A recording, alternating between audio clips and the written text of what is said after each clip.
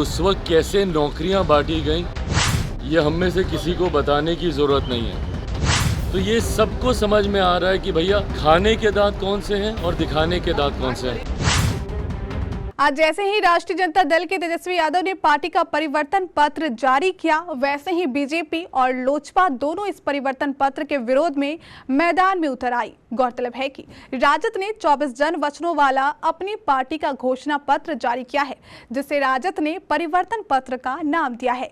जहां बीजेपी ने इसे झूठ का पुलिंदा बताया, वहीं चिराग पासवान ने भी इस परिवर्तन पत्र को मौसम का पत्र बताते हुए कहा कि केबीसी न्यूज में अंशु कुमारी।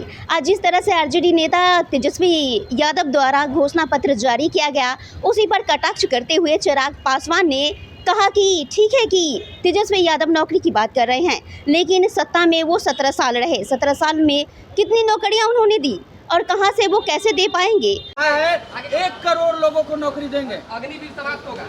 भाई अगर 1 करोड़ लोगों को नौकरी ये दे सकते हैं तो एक लंबे समय तक इन्हीं के परिवार के लोग बिहार की सत्ता में रहे और उस वक्त कैसे नौकरियां बांटी गईं, ये हम में से किसी को बताने की ज़रूरत नहीं है। चुनावी समय में वादे बड़े बड़े किए जाते हैं, बातें बड़ी बड़ी कही जाती हैं, पर हकीकत जब खुद सत्ता में आते हैं तो उसके बाद पता चलता है, फिर बहाने बनाए जाते हैं। फिर कहा जाता है कि हमने गठबंधन की सरकार नहीं तो अपनी सरकार के लिए कहा था। ये तमाम बातें कही जाती हैं। हकीकत है आज की तारीख में ये लोकसभा के चुनाव हो रहे हैं और लोकसभा के चुनाव में बिहार की जनता ये मन बना चुकी है कि पुनः तीसरी बार मौजूदा प्रधानमंत्री जी को ही देश का प्रधानमंत्री बनाना है।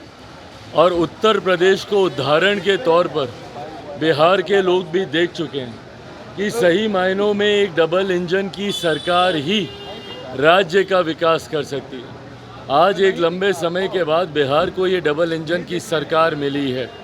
ऐसे में हर एक बिहारी इसको बरकरार रखना चाहता है और इसकी शुरुआत बिहार की 40 सीटें जीतकर 400 पार का जो लक्ष्य है उसके लिए संकल्पित है। रक्षाबंधन पे गरीब परिवार की महिलाओं को 1 लाख देने की बात तेजस्वी ने कही है। भाई मैं बार बार ये बात कह रहा हूँ, आज पहली बार आपको मौका नहीं मिला है ये सब करने का। आपके पास आप ही के परिवार से 2 सदस्य बिहार के मुख्यमंत्री रह चुके हैं।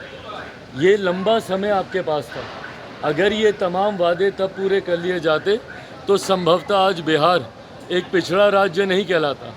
तो ये सबको समझ में आ रहा है कि भैया खाने के दांत कौन से हैं और दिखाने के दांत कौन से हैं। ये भी जानना जरूरी है किस तरह की वो नौकरी देते हैं और किस तरह से नौकरियों की वो बात करते आए हैं। उनके वादे में कितनी सच्चाई है ये जनता जानती है। तो ये देखना बेहद दिलचस्प होगा कि सत्ता में ये दोनों आरोप प्रत्यारोप लगाते रहेंगे या फिर सच में राजनीति की रणनीतियों को देखते हुए अगर ये चुनाव जीतते हैं तो किस पार्टी में कितनी सच्चाई होगी। इसी तरह के खबरों को देखने के लिए देखते रहिए केबीसी न्यूज।